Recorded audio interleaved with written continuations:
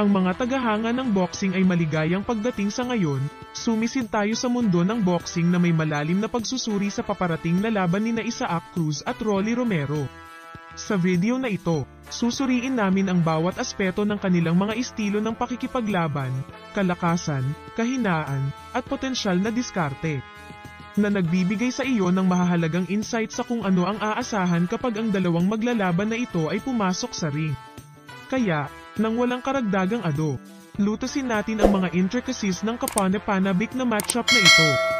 Bago tayo sumabak sa pagsusuri, tingnan natin ang ating mga kalaban.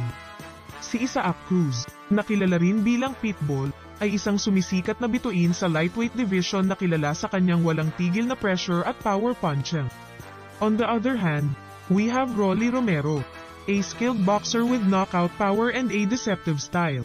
Samahan kami habang ginalugad namin ang mga background, tagumpay, at estilo ng pakikipaglaban ng dalawang manlalaban na ito.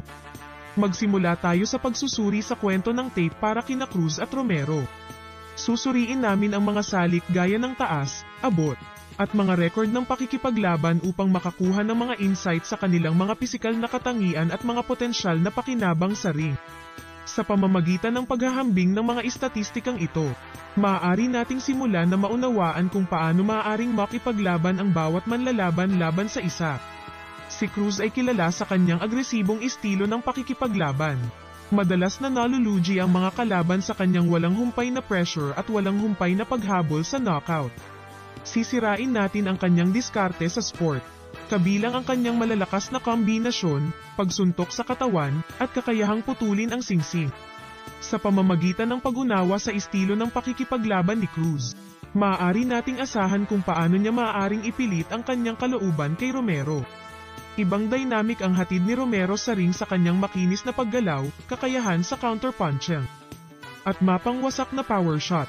Susuriin namin ang kanyang mga kasanayan sa pagtatanggol, timing, at kakayahang gamitin ang mga pagbubukas na ginawa ng kanyang mga kalaban. Sa pamamagitan ng pag-dissect sa estilo ng pakikipaglaban ni Romero, makakakuha tayo ng mga insights sa kung paano siya maaaring tumingin upang kontrahin ang pagsalakay ni Cruz at kontrolin ang bilis ng laban. Ang bawat manlalaban ay may kanya-kanyang hanay ng mga lakas at kahinaan, at sina Cruz at Romero ay walang pagbubukod. Sa kabanatang ito, susuriin nating mabuti ang mga pangunahing katangian na nagpapangyari sa bawat manlalaban, gayon din ang mga lugar kung saan sila maaaring mahina. Sa pamamagitan ng pagtukoy sa mga salik na ito, mas mauunawaan natin ang dynamics ng matchup at mahulaan kung paano maaaring gumanap ang bawat manlalaban sa gabi ng labanan. Upang magkaroon ng mas malalim na pag-unawa sa mga kakayahan ni Cruz at Romero, muli nating balikan ang ilan sa kanilang mga hindi malilimutang pagtatanghal sa loob ng ring.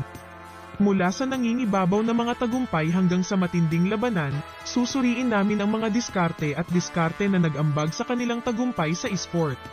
Sa pamamagitan ng pag-aaral sa mga nakaraang pagtatanghal na ito, makakakuha tayo ng mahahalagang insight sa kung paano sila maaaring gumanap sa kanilang paparating na matchup.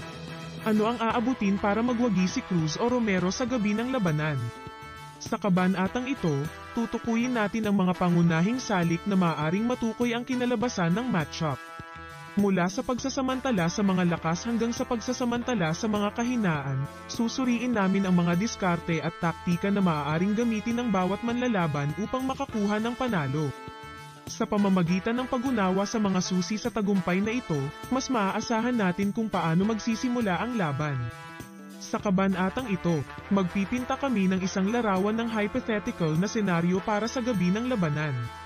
Mula sa opening bell hanggang sa final round, susuriin natin kung paano maaaring lumapit sina Cruz at Romero sa matchup, pati na rin ang mga potensyal na twists at turns na maaaring mangyari sa buong laban.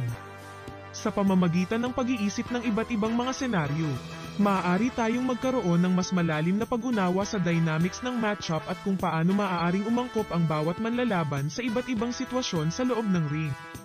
Habang lumalaki ang pag-asam para sa laban ni Cruz at Romero, tingnan natin ang mga inaasahan at buzz sa loob ng boxing community.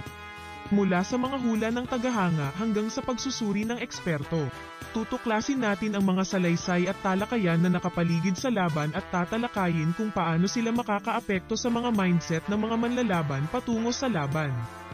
Sa pamamagitan ng pag-tap sa kasab-ika ng fan at buzz ng komunidad, makakakuha tayo ng mga insight sa kahalagahan ng matchup at sa mga potensyal na implikasyon para sa sport.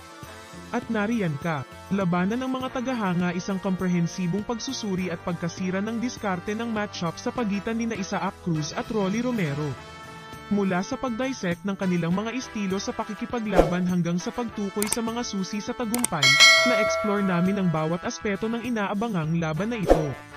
Habang buong pananabik nating hinihintay ang sagupaan sa pagitan ng dalawang kalaban na ito, siguraduhing manatiling nakatutok para sa higit pang mga update at pagsusuri sa mundo ng boxing.